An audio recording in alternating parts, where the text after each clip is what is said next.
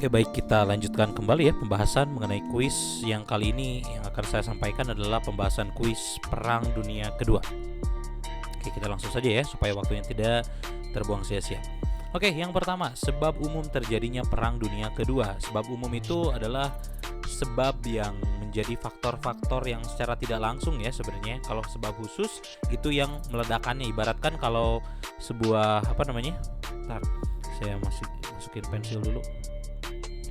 Misalnya kalau ini petasan nih, anggap ini petasan, ini sumbunya. Sebab umum tuh si mesiunya ya di sini. Kemudian bahan-bahannya kayak kertasnya dan lain-lain. Nah, sumbu ini juga ini adalah sebab umum.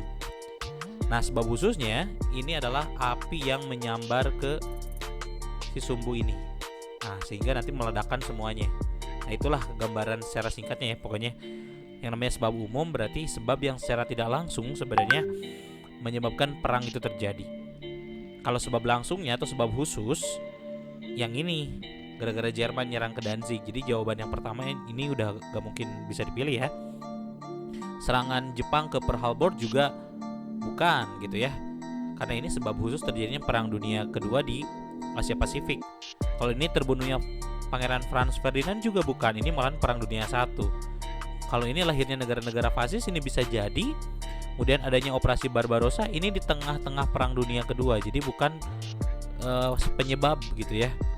Nah, jadi jawabannya adalah yang ini, lahirnya negara-negara fasis.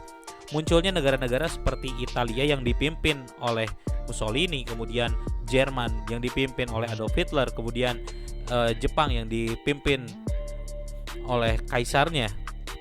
Itulah yang sebenarnya menyebabkan terjadinya Perang Dunia Kedua secara tidak langsung, karena memang nanti tokoh-tokoh tersebutlah yang istilahnya mengganggu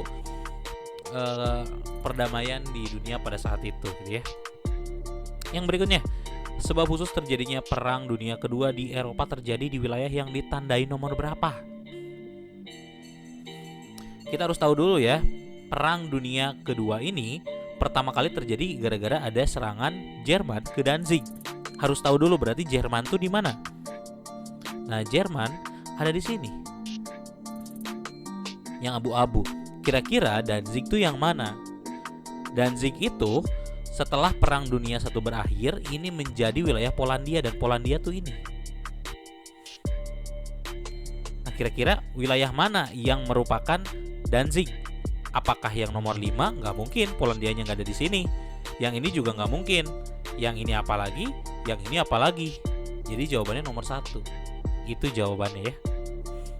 Danzig itu sebenarnya adalah wilayah Jerman, tapi setelah Perang Dunia I itu diberikan kepada Polandia gitu ya. Jadi sebenarnya Jerman ini tidak menyerang negara lain pada saat itu, tapi ingin mengambil lagi wilayah mereka yang diberikan kepada Polandia gitu.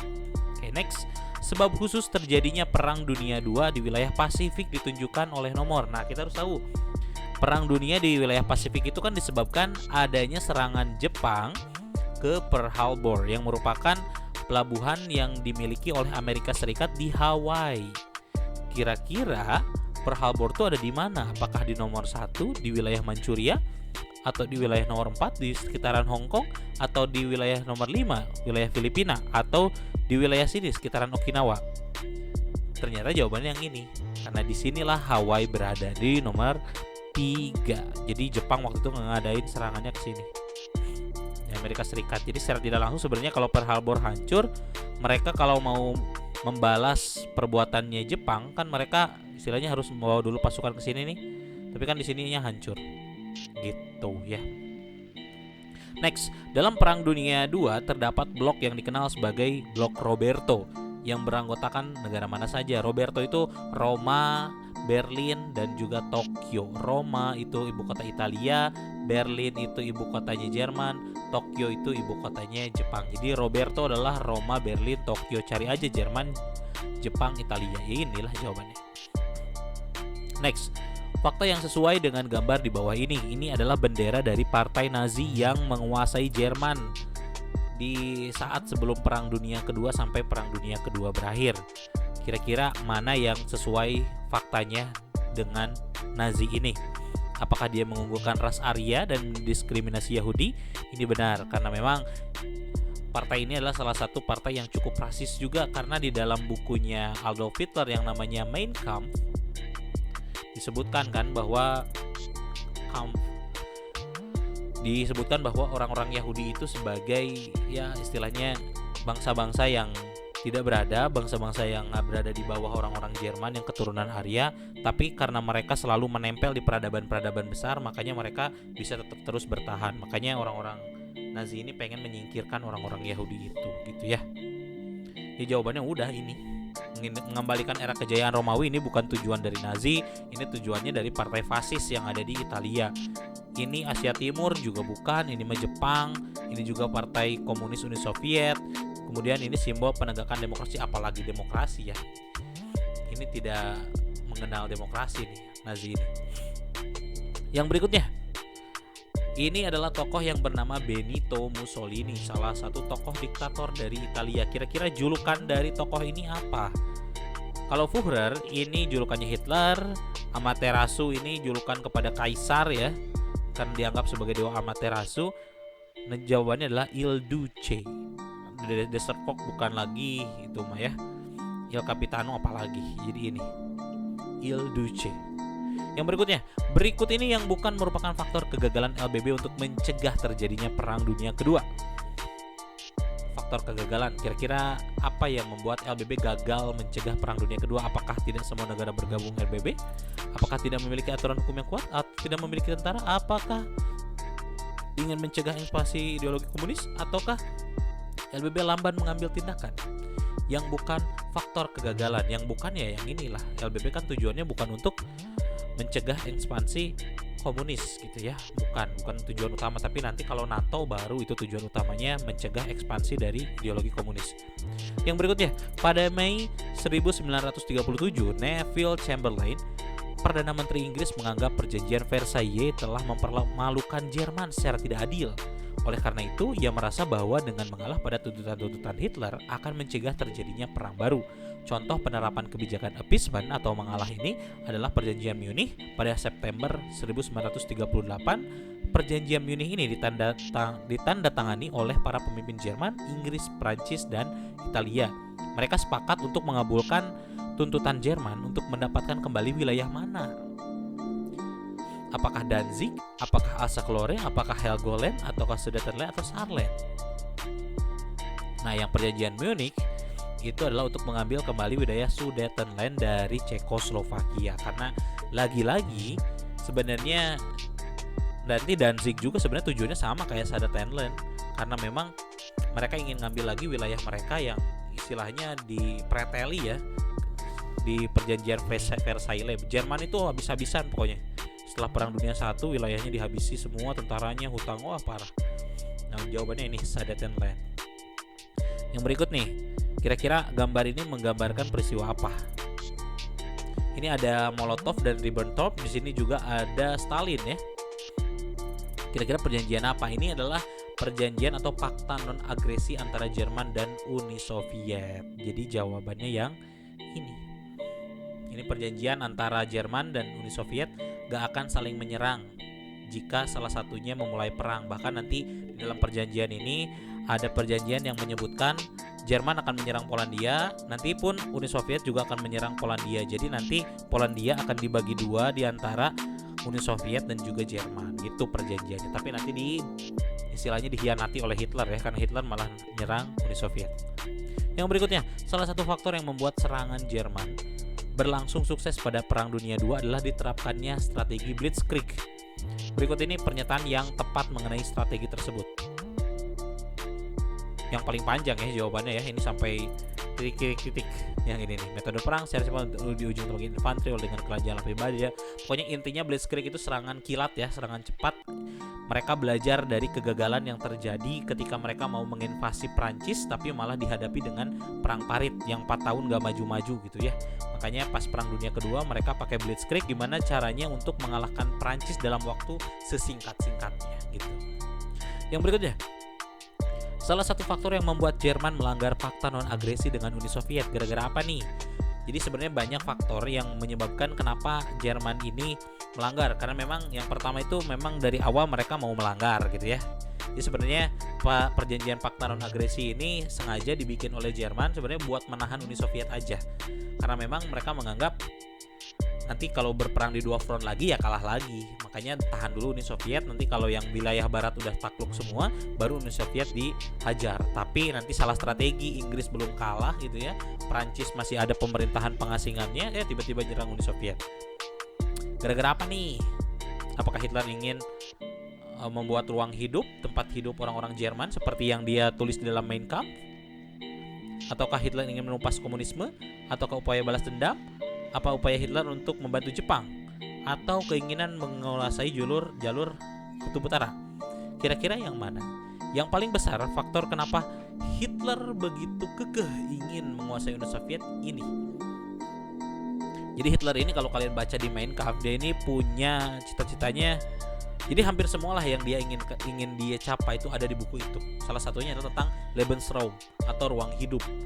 Jadi rencananya Hitler ketika berhasil menguasai Eropa, dia itu butuh tempat yang istilahnya dari segi agraris juga bagus dan wilayahnya sangat luas. Dan mereka melihat yang namanya Uni Soviet. Jadi ada salah satu tokoh, saya lupa namanya siapa, dia itu menyebutkan bahwa wilayah yang sudah pasti harus dikuasai. Jadi ketika Jerman berhasil menguasai wilayah tersebut, dia itu seperti seolah-olah telah menguasai dunia gitu ya. Itu namanya Lebensraum. Next, operasi Barbarossa yang dilakukan Jerman terbagi menjadi 3 jalur utama. Jalur selatan mengarahkan serangan menuju mana? Oke, jadi ada 3 serangan ya dari Jerman. Ini wilayah Uni Soviet yang sangat luas itu ya. Ada 3 jalur.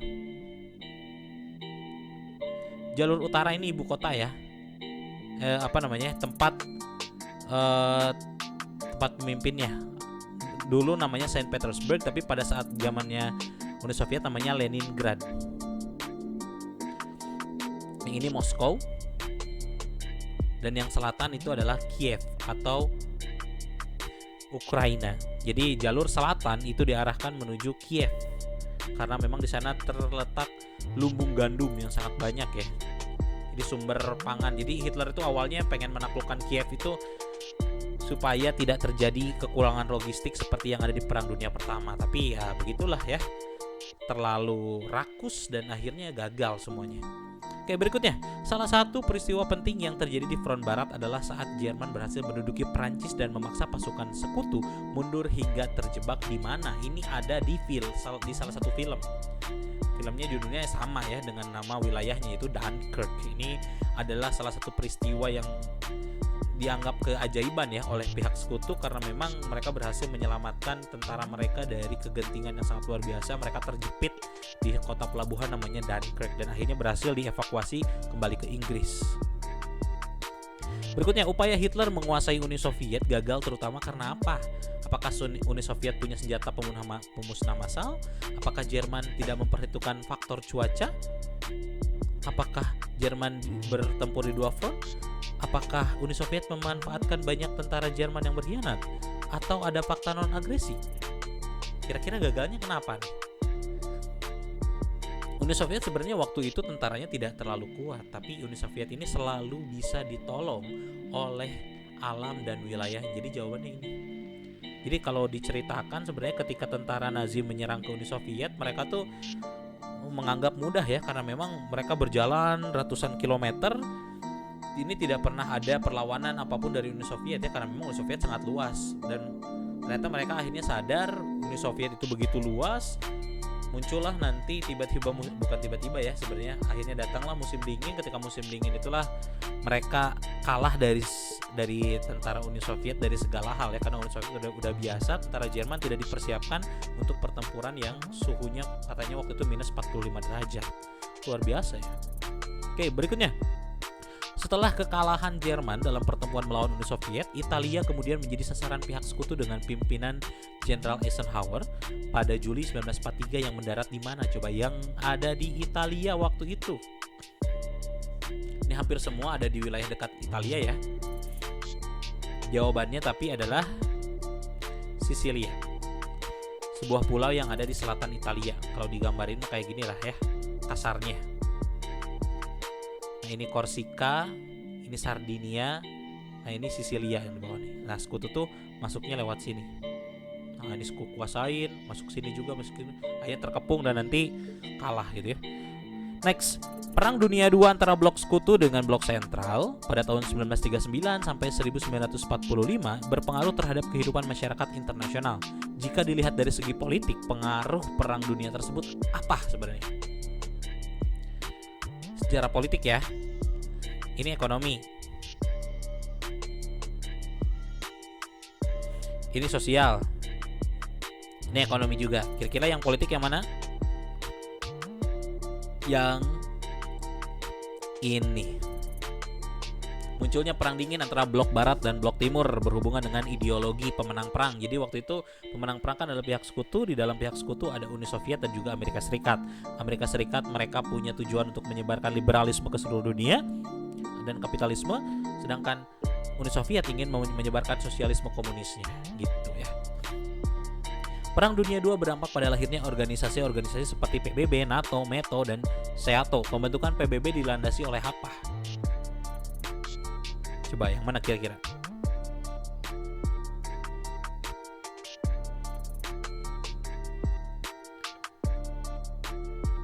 Ini sebenarnya kegagalan LBB dalam menjalankan tugasnya. Jadi LBB itu kan kebanyakannya berat sebelah, hanya memihak beberapa negara kuat saja. Meskipun ya kalau kita lihat sekarang juga ya PBB juga kayak gitu ya. Ada beberapa negara yang punya hak veto. Harusnya kalau PBB ini mau adil ya ke semua negara, harusnya nggak usah ada yang seperti itu. Harusnya ya. Berikutnya, perjanjian antara Jerman dengan sekutu untuk mengakhiri Perang Dunia Kedua ada di mana? Apakah di San Francisco, di Berlin, Potsdam, Paris, atau New York? Jawabannya adalah di Potsdam. Dan nanti akhirnya Jerman dibagi di antara para pemenang perang ya. Next, kira-kira ini pernyataan yang tepat buat gambar ini apa nih? Ada 3 besar nih. Ada Presiden Amerika Serikat, ada Perdana Menteri Inggris, dan juga ada pemimpin Uni Soviet. Kira-kira mereka ngapain nih? Ini sebenarnya mereka berkumpul dalam tujuan untuk memenangkan Perang Dunia Kedua yang waktu itu hampir seluruh Eropa udah dikuasai oleh Jerman, Asia Timur Raya oleh Jepang gitu ya. Mereka akhirnya pengen kita kumpul deh, kita berperang bukan atas ideologi masing-masing ya, karena memang Amerika sama Uni Soviet sebenarnya nggak bisa disatuin karena beda ideologi, tapi karena musuhnya sama ya udahlah.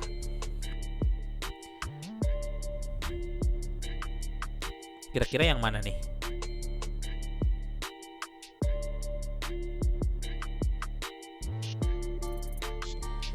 Oke, jawabannya ini sebenarnya yang dicarinya yang bukan ya, yang bukan fakta yang benar terhadap konferensi ini yang ini nih. Membagi pengaruh liberalisme dan komunisme di Eropa. Jadi ini belum ada pembicaraan itu. Mana ada Amerika Serikat mau membagi-bagi gitu ya, apalagi terhadap komunis. Mereka tidak akan pernah mau. Oke, akhir Perang Dunia II di Eropa ini kecuali ya, berarti yang bukan merupakan akhir Perang Dunia II. Italia diduduki sekutu dan Mussolini tewas. Itu benar. Kemudian sekutu melakukan operasi Overlord. Ini benar juga. Uni Soviet dan sekutu berhasil mengepung Jerman dari arah timur dan barat. Benar juga. Amerika Serikat menjatuhkan bom di kota Hiroshima dan Nagasaki. Ini benar, tapi di Pasifik. Kemudian Perancis berhasil dibebaskan oleh sekutu. Benar. Jadi jawabannya ini.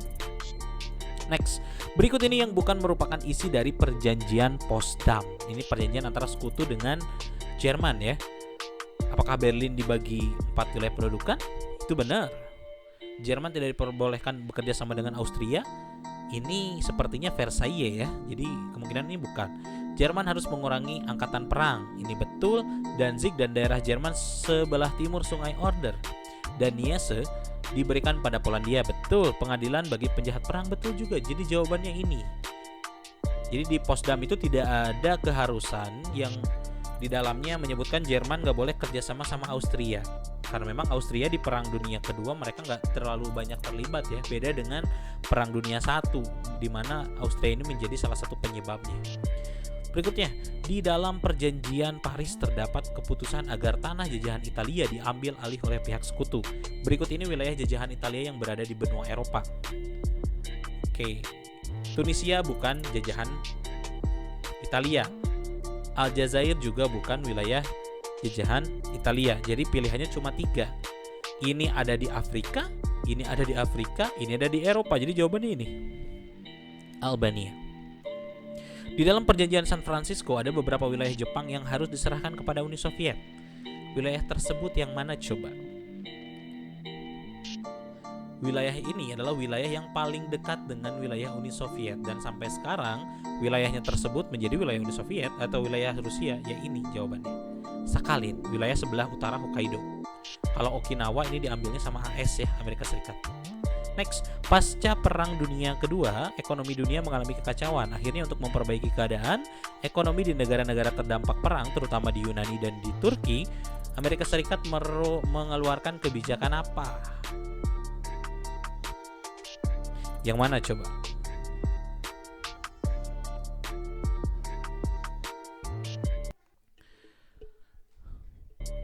Oke, jawabannya Truman Doctrine. Next ya, salah satu dampak Perang Dunia II adalah munculnya negara-negara merdeka di kawasan Asia Afrika. Berikut ini dampak bagi Indonesia. Mana nih? Kekalahan Jepang dalam Perang Dunia II membuat Indonesia mengalami vacuum of power. Apakah ini benar? Ini benar. Perang Dunia II Belanda menyerah tanpa syarat. Ini bukan. Pasca Perang Dunia II Amerika Serikat enggak juga. Kemenangan Uni Soviet membuat komunis menyebar di Indonesia. Ini bukan. Ini juga bukan. Jadi jawabannya ini. Setelah kekalahan Jepang, Indonesia jadi vacuum of power. Akhirnya kita memproklamasikan. Nah, setelah proklamasi tiba-tiba sekutu datang ke sini sebagai pemenang perang ya. Jadi kita sebenarnya perang setelah kita proklamasi. Oke, sudah selesai. Jadi untuk pembahasan ini mudah-mudahan bisa bermanfaat buat penilaian akhir tahun kalian ya. Oke, terima kasih. Assalamualaikum warahmatullahi wabarakatuh.